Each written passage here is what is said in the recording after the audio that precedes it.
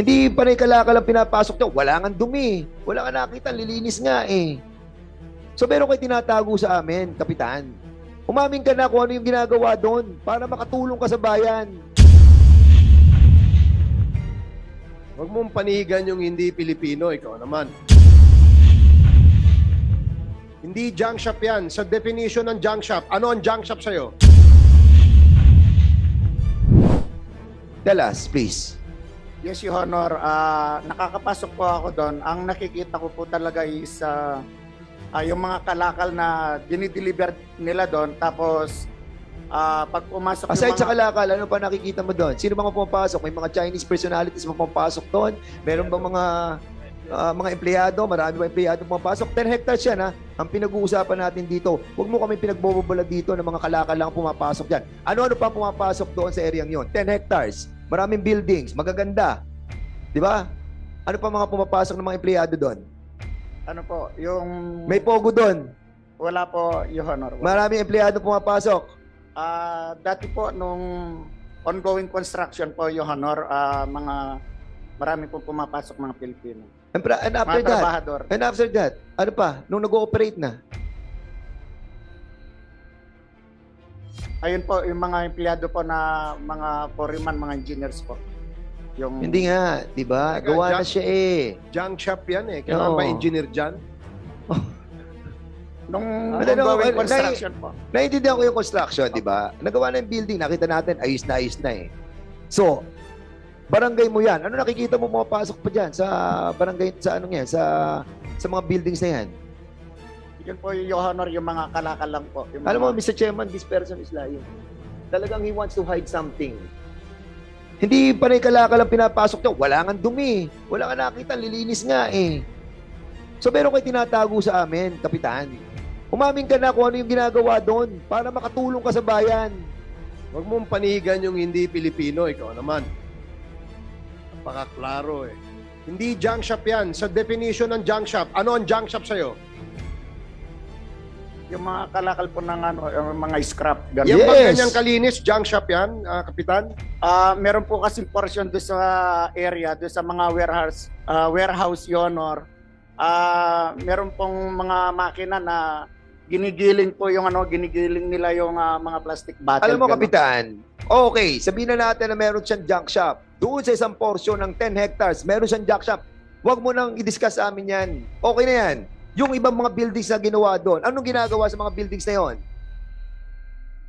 Bali, ano po, yung ibang yung sa warehouse, doon po nilalagay yung mga dinideliver nila mga cartons, mga Kalakal, plastic huwag na nga natin pag-usapan yung mga scrap. Yung mga nakukuha mga scrap nasa isang portion na sinasabi mong warehouse. Doon sa mga buildings na pakinakita, ano ang ginagawa sa mga building yan? Ikaw ang kapitan doon, dapat alam mo yun. Ano? Yan, yung mga building na yan, anong ginagawa dyan? Yun po yung building na nakikita po natin. Nandyan po yung opisina nila ngayon. Ganyang kalaki ng opisina ng junk shop. 5 stories, junk shop. Huwag mo ako pinaglolo ko, kapitan, ha? Ano totoo? Anong ginagawa niyo dyan? Alam mo yan, kapatang ka, dapat alam mo anong ginagawa sa loob ng yan. Pakukulong ka namin dito, maniwala ka. Isa pa, ano talaga ang ginagawa ng mga tao dyan, yung mga pumapasok?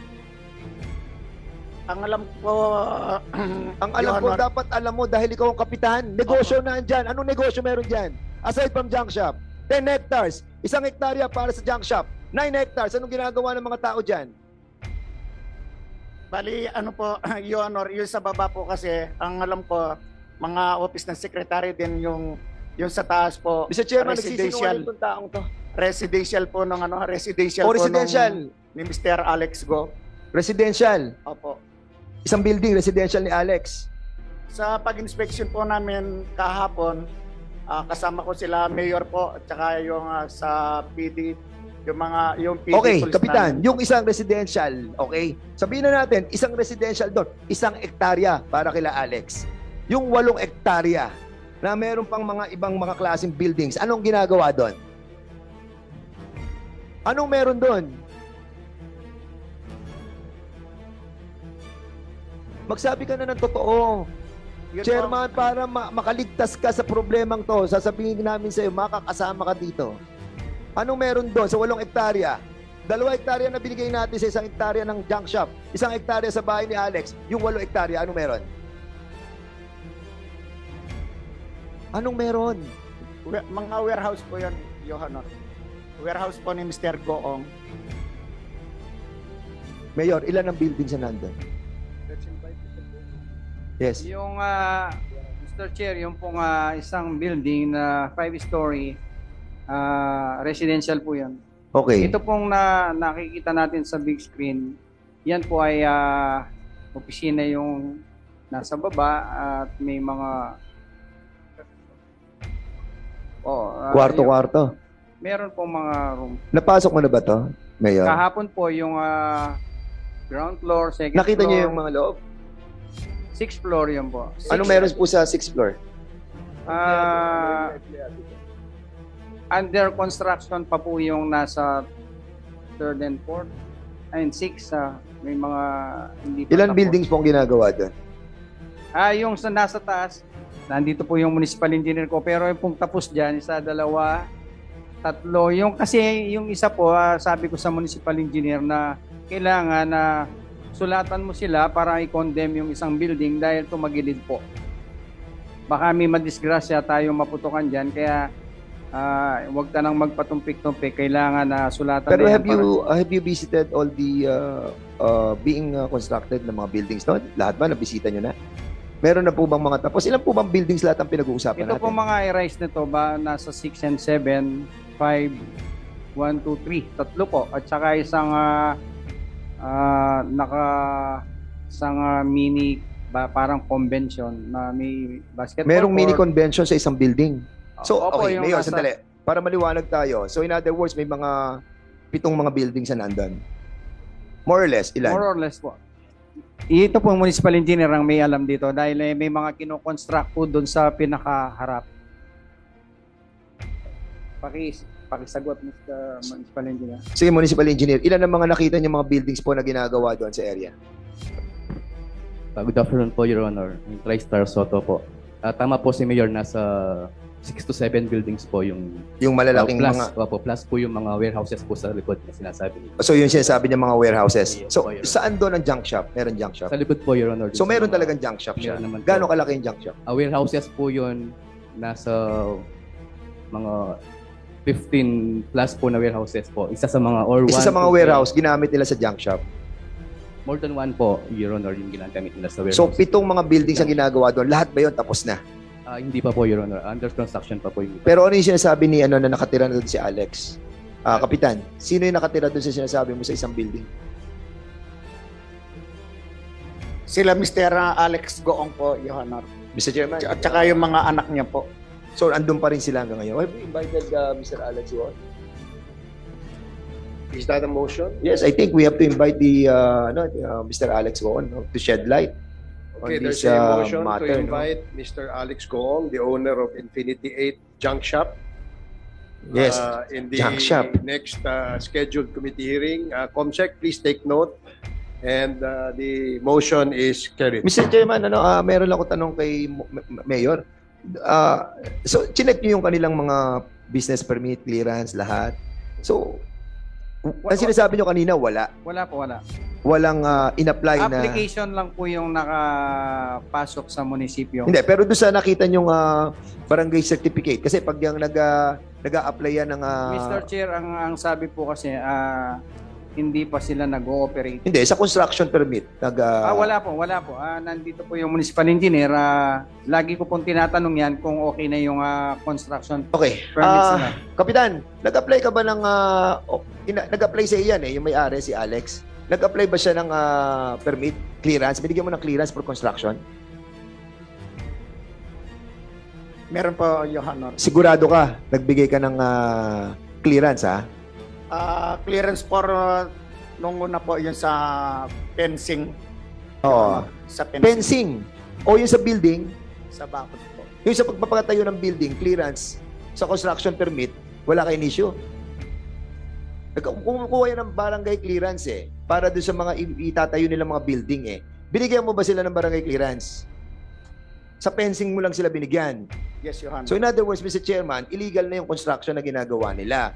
So basically, ang sinasabi ni Mayor is true that dapat ipadlock nyo na yan at huwag nyo na ipatuloy ang pagpapagawa niyan. Dahil kung wala silang permit, construction permit and everything, di ba? Even may barangay clearance at wala kayong permit na binigay for construction, pwede nyo siyang ipatigil right away.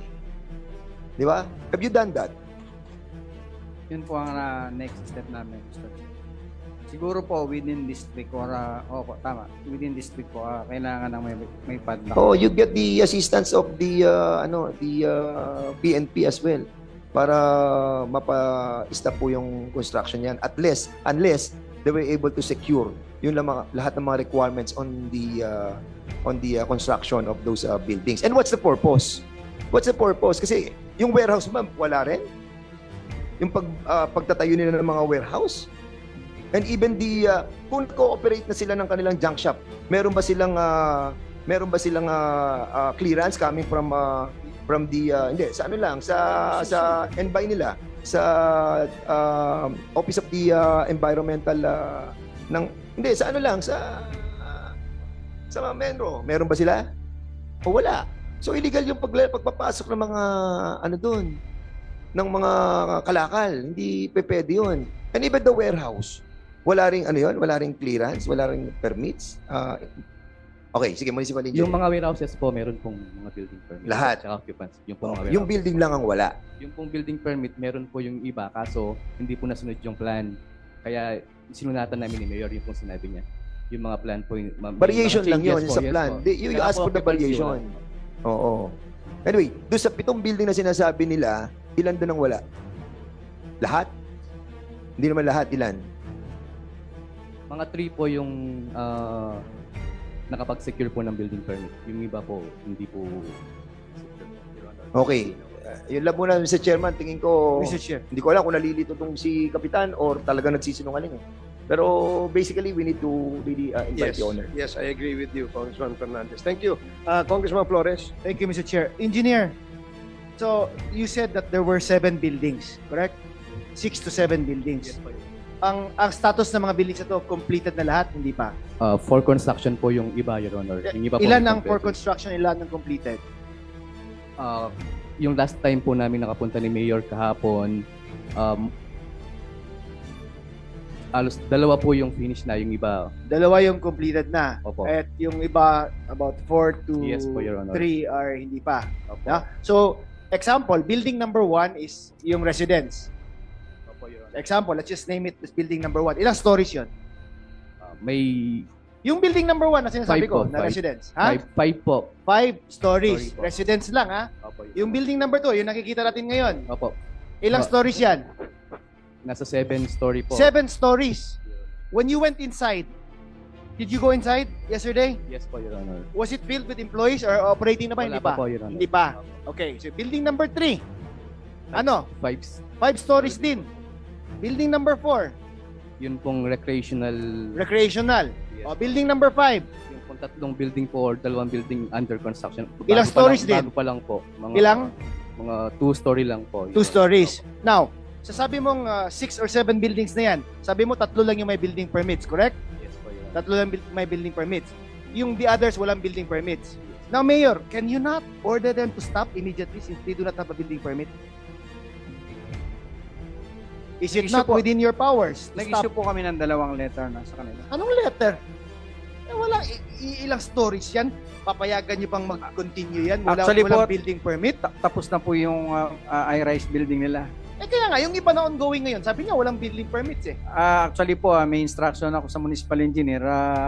Pero yun po, pinadala. Anong pero? Cease and desist Hindi, na. hindi po. Pinadala namin ng mga letter. Anong letter yun? A notice of illegal construction. Notice of Illegal. Construction and po. Yung giving isa po, them what? Yung isa po, parang nire-require po namin silang structural stability po ng building. And then, Kasi I'm so surprised, Mayor.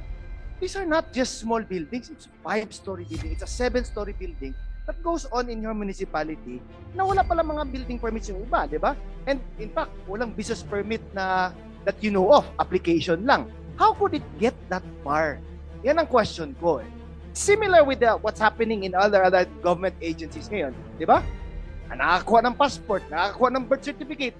how could it get that far na hindi nalalaman ng mga officers who are in the area? Yan ang question ko eh. It's mind-boggling eh. Paano nakakalusot yan? Or how did it get to that point? Di ba, mabulaga na naman tayo, pogo pala yan, or something like that, di ba? So it's, di ba, kung ako, Mayor, let them stop immediately. For as long as wala pa silang business permit, let them stop. Kung walang building permit, let them stop. Sorry po sa ginawa naming aksyon na yan, pero previous administration po kasi naging pero ngayon po bukas din po mag-i-issue kami ng closure. Thank you, Mr. Sorry Chair. po.